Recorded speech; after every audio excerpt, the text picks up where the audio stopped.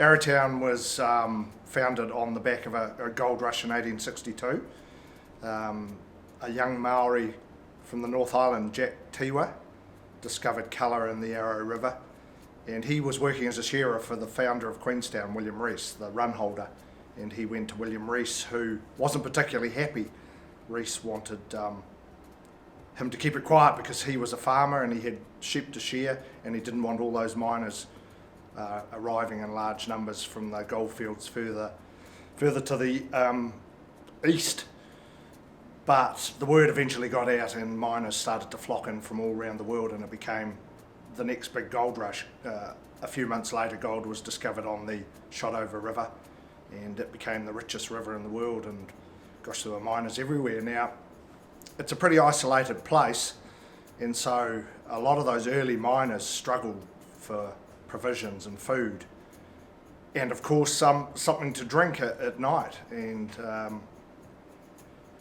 but you know, where there's a will there's a way, and one of the first things that started to be produced was beer, I guess, but also spirits were brought in from all around the world, including gin in copious quantities.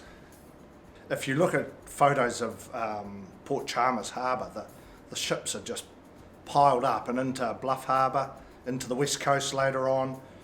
You had a very good transport network between Australia and New Zealand, so any spirits, especially gin, would have been packed in packing crates, loaded onto ships and sent out to New Zealand, because we didn't have a distilling industry in New Zealand until much later.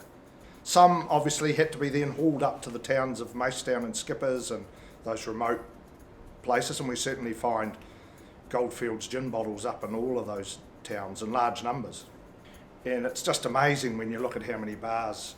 We think we've got lots of bars around here now, but there were just bars everywhere. It didn't take much, a bit of calico, a few sticks, some crates of gin, and the entertainment was all go. You know, you see the advertisements in the newspaper for what they were doing.